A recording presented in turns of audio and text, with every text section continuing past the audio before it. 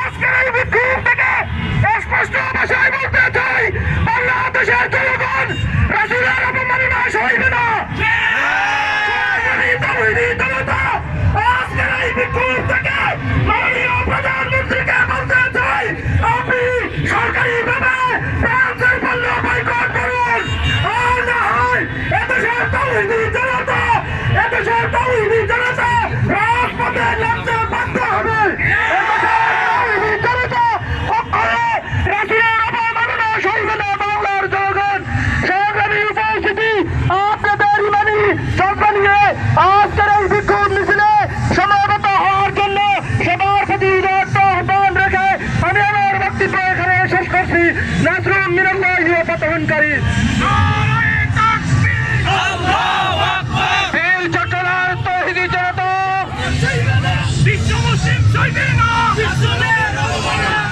চট্টগ্রাম তাওহীদি জনতা এখন আপনাদের সম্মুখে বক্তব্য নিয়ে আসছেন খেলাফত মজলিস চট্টগ্রাম দক্ষিণ জেলা শাখার সংগ্রামী সহ সভাপতি প্রাক্তন ছাত্রনেতা জনাব মাওলানা হুমায়ুন আজাদ।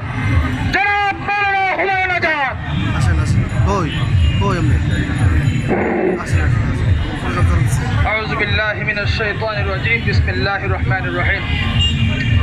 খেলাফত মজলিস চট্টগ্রাম মহানগর শাখা কর্তৃক আয়োজিত আজকের এই বিক্ষোভ সমাবেশে উপস্থিত সংগ্রামী তাওহীদি জনতা, আসসালামু আলাইকুম ওয়া রাহমাতুল্লাহি ওয়া বারাকাতুহু। আপনারা জেনেছেন ফ্রান্সের ফ্যাসিস্ট বর্ণবাদী প্রেসিডেন্ট ম্যাক্রো হচ্ছেন একজন আপাদমস্তক শয়তানের প্রতিচ্ছবি। এই বর্ণবাদী প্রেসিডেন্ট ইসলাম সংকটে আছে বিশ্বের মন্তব্য করে বিশ্ব মুসলিমের হৃদয়ে চরমভাবে আঘাত এনেছে। আমরা এই সমাবেশ থেকে স্পষ্টভাবে বলতে চাই, পৃথিবীর কোন মুসলমান ইসলামের উপর আঘাত এলে তা কোনোভাবে সহ্য করবে না। সংগ্রামী ভাইয়ের আমার, প্রেসিডেন্ট ম্যাক্রো তিনি প্রমাণ করেছেন তিনি একজন খোদাদ্রোহী ইসলাম বিদ্বেষী শক্তির কিনার।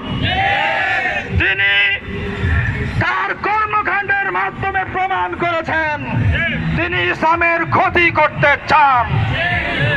আমরা বলতে চাই, ইসলাম নিয়ে চিনিমিনি খেলতে অতীতেও কোন শক্তিকে দেওয়া হয়নি, আগামীতেও দেওয়া হবে না ইনশাআল্লাহ।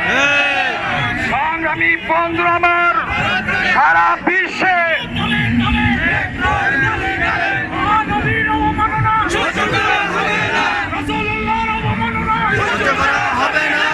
সংগ্রামী বন্ধুরা আমার, ফ্রান্সের এত শক্তি হয় নাই মুসলমানদের উপর আঘাত করে বিশ্বের টিকে থাকবে।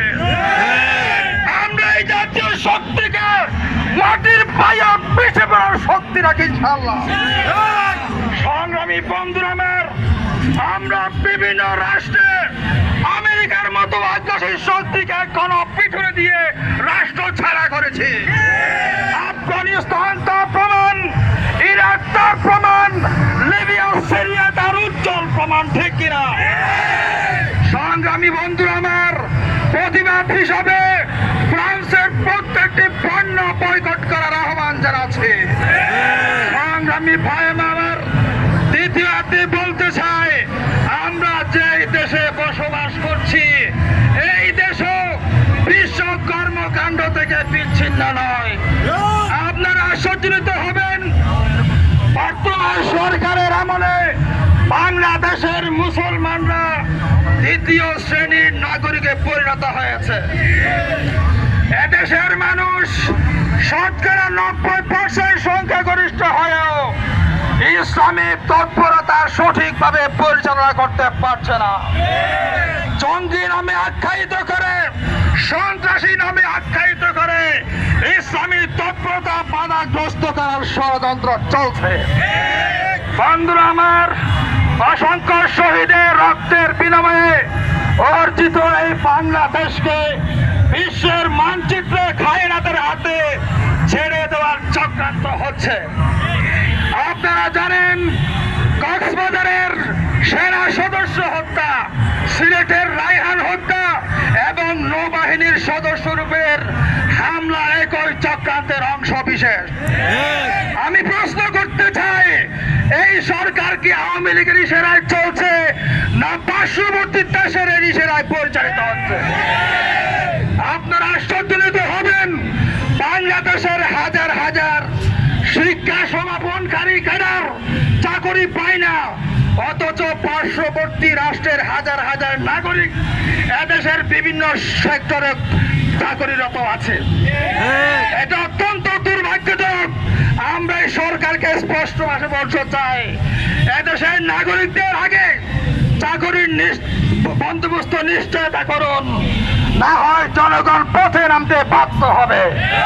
সংগ্রামী ভাইরা, আগামী দিনের প্রত্যেকটি আন্দোলন সংগ্রামে স্বতঃস্ফূর্ত সামিল হওয়ার আহ্বান জানিয়ে আমার বক্তব্য শেষ করছি। নাসরুম মিনাল্লাহ ওয়া ফাতহুন কারীব।